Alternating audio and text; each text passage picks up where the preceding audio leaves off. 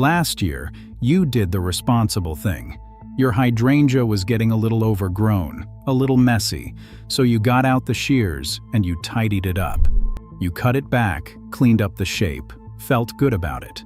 And then this summer came, and the plant was healthy, and green, and lush, and it gave you almost no flowers, or none at all. Here is what almost nobody tells you. The hydrangea is one of the single most mispruned shrubs in the entire garden. More people ruin their hydrangea blooms with a pair of shears than with any pest, any disease, or any drought. Because with this particular plant, one wrong cut at the wrong time in the wrong place does not just tidy the bush. It quietly erases an entire summer of flowers before they ever had a chance to form. And the plant will not tell you. It will just come up green and bare and leave you wondering what you did wrong. There are 7 mistakes people make pruning hydrangeas, and I am going to show you all 7 so that this becomes the only pruning guide you will ever need for these plants. But I want to flag one in particular. Mistake number 4 is the one that most gardeners are making right now without even knowing it. It is so common and so easy to fall into because it comes straight from the standard advice you have heard your whole life. And for a hydrangea, that standard advice is exactly wrong. By the end of this video, you will know exactly how to prune a hydrangea correctly. When to cut, where to cut, how much to take, and which of your plants you can touch and which you must leave alone. With every rule spelled right out. Not vague advice. The actual method that gets you a wall of flowers every single year instead of a healthy green bush that never blooms. But before you make a single cut, you have to know 2 things, and they make everything else on this list safe. Let me show you what they are. Here are the 2 things you have to know before you ever pick up the shears. Get these 2, and every other rule in this video falls into place. Miss them, and nothing else can save you. The first is this: you must know what type of hydrangea you have. Because, and this is the whole ball game, different hydrangeas make their flower buds at completely different times, which means they have completely opposite pruning rules. So here is the quick identification. If your hydrangea has big, round, mop-head flowers, or flatter lace-cap flowers, in blue, pink, or purple, or if it has leaves shaped like an oak leaf, then it blooms on old wood. Hold that thought. If instead it has cone-shaped or elongated flower heads, like the popular limelight, or big white snowball flowers like Annabelle, then it blooms on new wood. And a special group, the rebloomers, like the Endless Summer series, bloom on both. That single fact, old wood or new wood, decides everything about when you are allowed to cut. The second thing is a distinction that prevents more disasters than anything else in this video. You have to know the difference between deadheading and pruning. They are not the same thing, and people mix them up constantly, and it costs them their flowers. I am going to explain exactly what each one is in a moment, because getting this one distinction right is often the difference between a plant that blooms and a plant that does not. So keep both of those in your mind, your type, and the difference between deadheading and pruning. Everything else builds on those 2. And do me a favor. Drop a comment and tell me what type of hydrangea you are growing: mophead, oakleaf, panicle, Annabelle, a rebloomer, or, honestly, I have no idea. Because that last answer is more common than you think, and it is exactly where mistake number 1 begins. Let's start there. Mistake number 1. Picking up the shears before you know what kind of hydrangea you are cutting. This is the foundation under every other mistake in this video, because if you do not know your type, you are pruning blind. And with hydrangeas, pruning blind is how you cut off a whole year of flowers by accident. Here is why it matters so much. As I said, hydrangeas fall into 2 camps based on when they form their flower buds, and the two camps have opposite rules. The old wood group forms next year's flower buds in late summer and fall on the stems that are already on the plant. So by the time winter comes, next summer's flowers are already there, formed and waiting on those stems. This group is the mopheads, the lace caps, the mountain types, the oak leaves, and the climbing hydrangeas. The new wood group is completely different. It forms its flower buds fresh on brand new growth each spring. Last year's stems carry no flower buds at all. This group is the panicle types, the cone-shaped ones like Limelight, and the smooth types like Annabelle. And then the rebloomers, like Endless Summer, which form buds on both old and new wood, which is exactly what makes them so forgiving. Now here is why this is mistake number 1 and not just background information.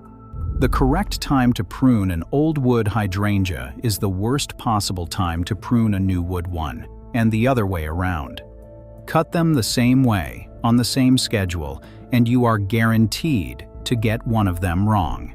So before you make a single cut, identify your plant. Check the flower shape, check the leaf shape, keep the plant tag when you buy it, or look up the variety name. And here is the honest safety net, straight from the University of Maryland, and it is the most important sentence in this whole video. If you are not sure what type you have, no pruning is better than the wrong type of pruning. Let that sink in. Doing nothing is safer than guessing. A hydrangea that never gets pruned will still bloom. A hydrangea pruned wrong may not bloom for years. So step 1 is never the shears. Step 1 is identifying the plant. Only then do you earn the right to cut. And once you know your type, the very next thing to get straight is that distinction I promised you. Because most people think they are deadheading when they are actually pruning. And that is mistake number 2. Mistake number 2. Confusing deadheading with pruning. And I put this right near the top because this single confusion is responsible for more accidentally ruined hydrangeas than almost anything else. People believe they are just tidying up their plant, and they are actually cutting off next year's flowers. So let me make the distinction crystal clear, because once you have it, you will never make this mistake again. Deadheading is a light tidy-up. It means removing only the spent, faded brown flower head at the very tip of the stem, and nothing more. Here is the key, and this is the part people get wrong. When you deadhead, you cut just above the first set of healthy leaves, right below the dead bloom. You are taking off the dead flower, and only the dead flower. That is it. And here is the wonderful part. Deadheading done this way is safe on every type of hydrangea at almost any time, because you are not cutting down into the wood where next year's buds are sitting. You are just removing the spent flower at the very top. Pruning is a different thing entirely. Pruning is the heavier structural cutting. Cutting stems well down into the plant, removing whole canes, reshaping the shrub, taking it down in size. Pruning reaches down into the wood, and that is exactly where the flower buds live on an old wood plant. So pruning has to be timed correctly for your type, or it costs you flowers. As one expert puts it perfectly, deadheading is a quick tidy-up during the season, while pruning is the heavier cutting you save for the right moment. Here is where the disaster happens. Someone wants to tidy up a faded bloom, which is deadheading, a perfectly safe act. But instead of snipping just below the flower, they cut way down the stem, 6 or 8 inches, to a spot that looks neater. And on an old wood hydrangea, they just removed the section of stem carrying next year's flower. They thought they were deadheading. They were actually pruning at the wrong time, and they paid for it with a summer of no blooms. So the rule is simple. If all you want to do is remove a dead flower, cut just above the first pair of healthy leaves below it and go no further. That is deadheading, and it is always safe. Anything deeper than that is pruning, and pruning has rules. And speaking of cutting to the right spot, exactly where and how you make each cut matters more than you would think. That is mistake number 3. Mistake number 3. Making sloppy cuts.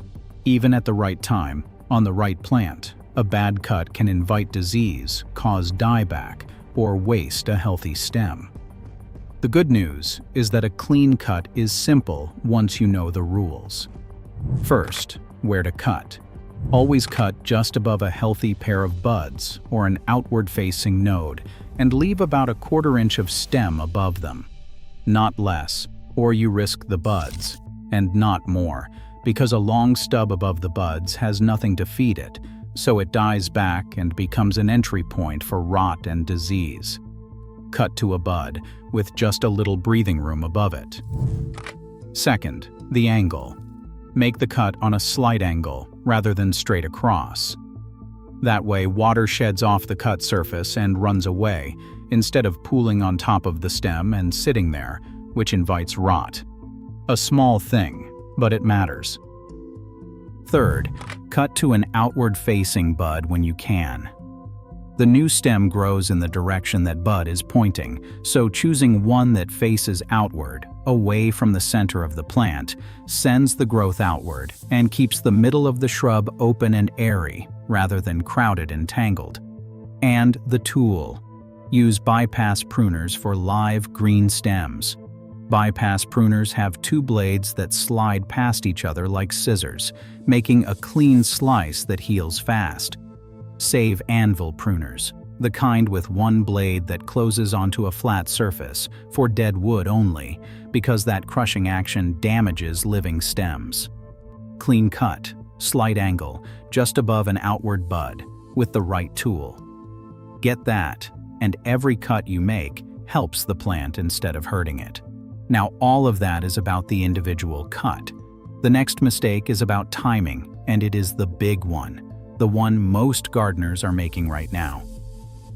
Mistake number 4. Pruning at the wrong time of year for your type. This is the one. This is the mistake that most gardeners are making right now without any idea they are doing it. Because it comes straight from the standard gardening advice everyone has heard their whole life. Tidy up your shrubs in fall. Cut everything back in late winter before the new growth starts. For most shrubs, fine. For an old wood hydrangea, that advice is a disaster. Here is the biology, and it is the key to everything. Remember, the old wood types, the mopheads, lace caps, oak leaves, form next year's flower buds in late summer and early fall. So all through the fall, the winter, and into spring, next summer's flowers are already there, tiny and dormant, sitting on those stems, waiting. So when you go out in fall, or winter, or early spring, and you cut that plant back to tidy it up, you are not shaping it. You are amputating every flower bud it made. The plant grows back beautiful and green in spring, because the plant itself is fine. But the flowers were cut off and thrown in the yard waste bin months ago. This is, by a wide margin, the single most common reason a healthy hydrangea stops blooming. So here are the correct times, and they are opposite for the 2 groups. For old wood types, you prune right after they finish flowering in summer, and no later than about the end of July or early August. That narrow window is the only safe time, because it lets you shape the plant before it sets next year's buds in late summer. Miss it, and every later cut costs you flowers. For new wood types, the panicles and the smooth types like Annabelle, it is the reverse. You prune them in late winter or early spring, before the new growth starts, because they will make this year's buds on fresh growth anyway. They are forgiving, and they bloom beautifully for it. When you cut the tip of a rebloomer's stem, it releases hormones that wake up the sleeping flower buds down that stem. And if you wake those buds, and then a hard frost hits, you kill them, and you lose next year's flowers. So, on rebloomers, hold off until the danger of frost has passed. So the rule for mistake 4 is this. Match your pruning time to your type. Old wood, right after bloom. New wood, late winter. And when in doubt, go back to the golden rule. No pruning is better than the wrong pruning. Here is the rule that protects you. Never remove more than about 1/3 of the plant in a single season. Beyond that, you stress the shrub, you force weak growth. And on the bud-bearing types, you strip away the very wood next year's flowers come from. And here is the honest truth about these plants. Most hydrangeas need very little pruning at all.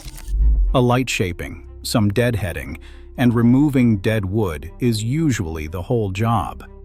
They are not hedges. You are refining them, not remaking them. This matters most for the old wood types. Mopheads and oak leaves simply cannot take hard cutting, and doing it can delay their blooms for years. With those, restraint is everything. Now, there is one exception, and you have to know it, because it does not transfer. The smooth types, like Annabelle, can be cut back hard, even down to about 12 inches, and they will actually bloom better for it. That is a real technique. But it works only because Annabelle blooms on new wood. Do that exact same hard cut to a mophead, and you cut off every flower it had. So the hard cutback trick is for smooth hydrangeas only. Never assume it applies to yours. The safe instinct with hydrangeas is always less. When you are unsure how much to take less or take nothing. First, the cutting you should always do, removing the 3 Ds, dead, damaged, and diseased wood. This is the one kind of pruning that is safe and beneficial on every hydrangea, of every type, at almost any time. Dead canes do nothing but block airflow and invite fungal disease, so they should always come out. Not sure if a stem is dead? Scrape the bark with your thumbnail. Green underneath means it is alive, leave it. Brown and dry underneath means it is dead, remove it, right down at the base. Start every pruning session by clearing out the 3 Ds before you make a single shaping cut. Second, the worst time to prune. Fall. Fall pruning is almost always a mistake on any hydrangea. Here is why. A cut stimulates fresh, tender new growth. And tender growth that pushes out in fall has no time to harden off before winter, so the cold kills it, and that damage can set the whole plant back. So resist the urge to tidy up in autumn. Leave the old blooms and stems standing through winter. They even help protect the buds in cold climates, and you can clean them up in spring. And one more, related. Do not prune during a heat wave or a drought either. A stressed plant needs its energy for survival, not for healing fresh wounds. So, 3 Ds always. Fall pruning never. And that brings us to the last mistake, which is about the tools in your hand and the age of the plant in front of you. Mistake number 7. The tools in your hand and the age of the plant in front of you. First, the tools. 2 rules. Keep them sharp and keep them clean. A sharp blade makes a clean slice that heals fast. A dull one crushes and tears the stem, leaving a ragged wound that invites disease. So sharp, bypass pruners for living wood, always. And just as important, clean between plants. Wipe your blades with rubbing alcohol or a bleach solution before you start, and again when you move from one plant to the next. Here is why it matters so much. If you cut a diseased stem and then cut a healthy plant with that same blade, you carry the infection straight into the fresh wound you just made. Dirty tools are how disease travels through a garden. 30 seconds with an alcohol wipe prevents it. Second, the age of the plant. Do not prune a newly planted hydrangea. In its first year or two, that young plant needs to spend all its energy establishing roots and settling in, not recovering from cuts. Beyond removing any dead or broken bits, Leave a new hydrangea alone to establish. Some growers even suggest waiting a few years before you begin any real pruning program. A young plant left alone grows strong. A young plant pruned too early is just set back. Clean, sharp tools. And patience with a young plant. Simple, and it protects everything else you have done. So that is all 7. Let me pull them together into the one rule that keeps you safe every single time. Before we finish, do one thing for me. Think of one person you know who cuts their hydrangea back every year and wonders why it never blooms. Send them this video. Just the link. It might be the thing that finally gives them their flowers. Now, all 7 of these mistakes come down to a single golden rule, and if you remember nothing else, remember this. No pruning is better than the wrong pruning. A hydrangea you never touch will still bloom. A hydrangea pruned wrong may not bloom for years. So when in doubt, do less or do nothing. And here is the one move that is always safe on every single type, no matter what. Deadhead the spent flowers by snipping just above the first pair of leaves and remove any dead, damaged, or diseased wood. That is it. That combination never costs you a single flower on any hydrangea, ever. If you learn only that, you will never ruin your blooms again. Everything else is refinement. Know your plant. Time your cuts to the type, old wood right after bloom, new wood in late winter. And cut clean, cut sparingly, with sharp, clean tools. Do those, and you get a wall of flowers every year, instead of a healthy green bush that never blooms. And listen, a hydrangea can bloom faithfully for decades. The big blue mophead by the porch, the one from your mother's garden. You have earned those flowers. Do not let a mistimed snip take them from you. So subscribe and stick around. We do this the honest way here in the Forgotten Knowledge Library. Real horticulture, exact amounts, and we tell you straight when something is just a myth. It is free, and it always will be. Next time, another plant, another set of mistakes nobody warns you about. What actually works, and what people swear by that simply does not. Now go look at your hydrangea, find out what type it is, and then, and only then, pick up the shears. I will see you in the next one.